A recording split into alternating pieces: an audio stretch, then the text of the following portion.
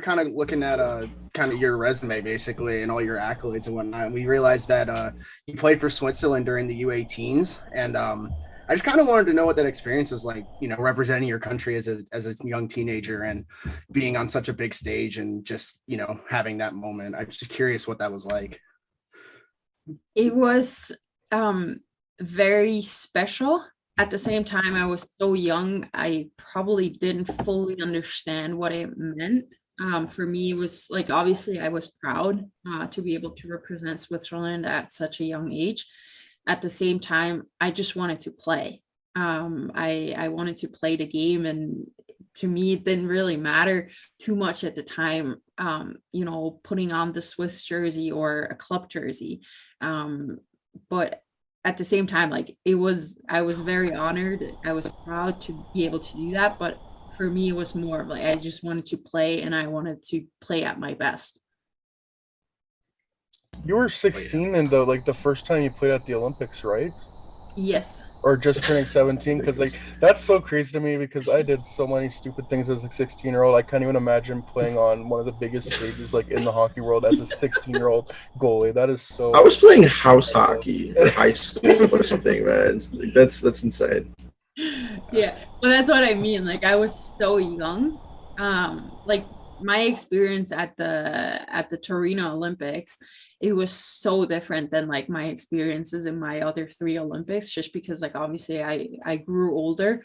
I understood more what the Olympics are all about and like what it really meant to be part of the Olympics and like play there.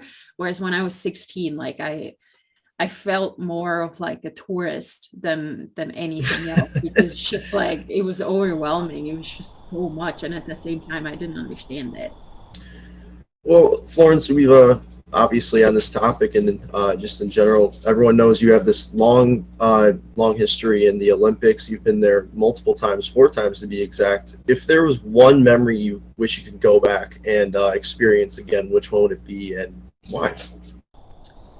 Definitely going back to the Sochi Olympics, and that being the bronze medal game. Going back to like the last probably 5 minutes of that game and just like live it, really the last couple of minutes of that game, and then like until the buzzer sounded and we won that bronze medal.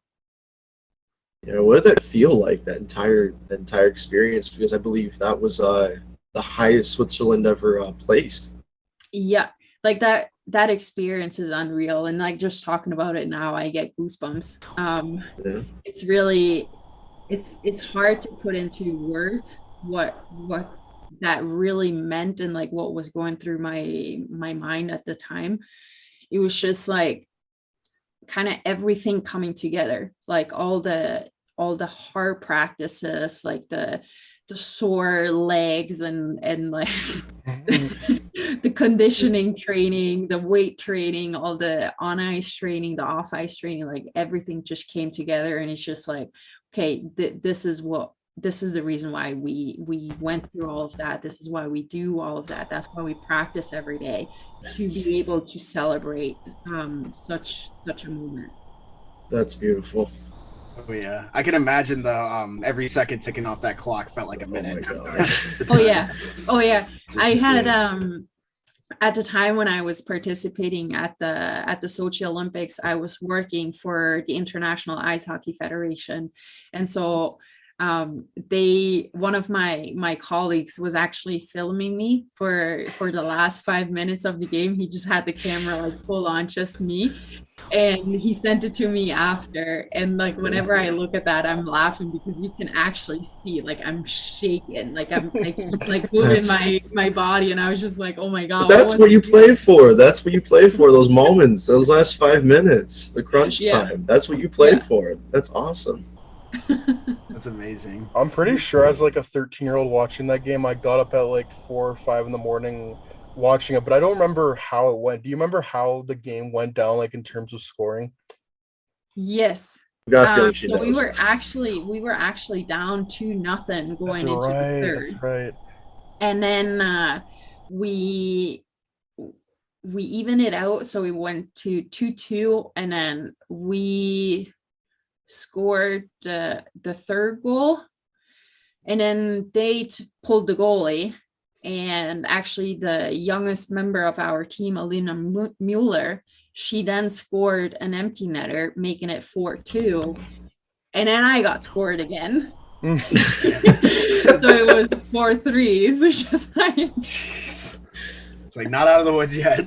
Yeah. No, it was. Oh my god. Yeah, because I remember watching the game. Yeah, I remember watching the game, and I'm pretty, like, I don't remember how it went, but I'm pretty sure Switzerland was trailing by either 1 or 2 goals heading into that third, and it was just like, that was like, it seems like such a hard mountain to climb against a good Sweden team, but the fact that so again, such a small country like Switzerland prevailed, that's just such an awesome story, especially at the Olympics. Yeah, thank you. What's been your favorite place to play at, just like anywhere in the world? It can just be an arena, or like just like visiting a city. That doesn't include Switzerland, obviously. Oh my god, that's like, I visited so many different rinks, and oh my god, I don't. Well, I guess like some that just stand out. That doesn't have to be one particular. I mean, one that's like really like you got my heart is Matthews Arena in Boston. That's like, I mean, it's an iconic like rink. And I had the privilege to play there, being a student at Northeastern University. And so playing there, obviously, like walking into Matthews Arena every day, it surely was something very special, knowing it was the home of the Boston Bruins and the Celtics back in the days. So that was surely very, very special. Probably, yeah. Thinking about it now, probably the most special one that I ever played in. I'm pretty sure that arena is like, obviously, because you bring like that's the Bruins' old home, so I'm pretty sure that arena is pretty old. So that's pretty cool that you got the experience of playing there. Yeah. So they did renovate it, but yeah. Yeah, it's still got all the same stuff in the 70s. Oh man. I got to imagine that playing hockey at Northeastern was pretty awesome, because like, I mean, at least from all my friends that I talk to, I mean, hockey in the Northeast is just so big, and everyone goes to all the games and stuff. How was that playing for Northeastern, and what like for me, it was just like overall a great experience, because coming from Switzerland, women's hockey is not big at all in Switzerland. Before actually winning the bronze medal at the Olympics in Sochi in 2014, when I would tell people that I'm a hockey player, they're like looking at me weirdly and be like, wait, do women play hockey? And so like people in Switzerland really didn't know that women hockey existed and that women can play hockey and all of that. So obviously, like growing up, I played boys and men's hockey. And for me, like moving to Boston, that was like a big switch culturally and everything. But then also for me to play in a women's only team throughout the entire season, that was something new to me.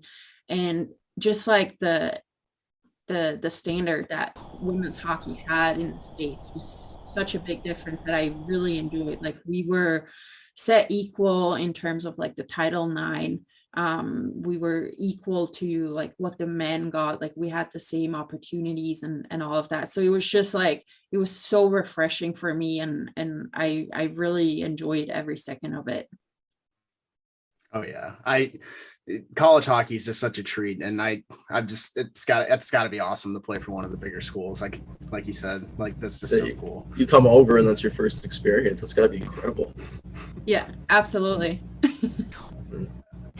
My next question, unless you guys got something to add here, or. Well, I was actually curious, Florence, growing up in Switzerland, you mentioned there's not really women's hockey, and not to rag on Switzerland, hockey's not as big as it is in other countries and such. Were there any idols you had that were either from the area or maybe from the IHL, just really anywhere? Who were those for you? So I actually, growing up, I never really had an idol. What I instead loved to do was I just loved watching hockey games. Be that any team that I was actually able to watch, I will go and watch.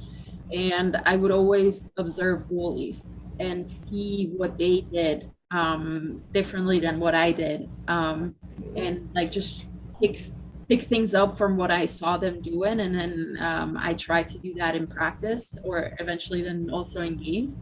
And so I would just like try and apply the things that I saw on other goalies. And so um, in the end, like every goalie around the world kind of became my idol, just because I felt like every goalie has so many different aspects to their game. And I didn't want to just like copy one, but be like learning from everybody, and just taking that and apply it to my game. That's a computer brain. That's incredible. Like that's like I could never add all that information to my mind if I tried. That's incredible. I guess that's, you know, And this is why not you like end up this a is- four-time Olympian. You know, This is not a knock, but I feel like you got to be different to be a goalie, which is so Yeah. awesome. Yeah.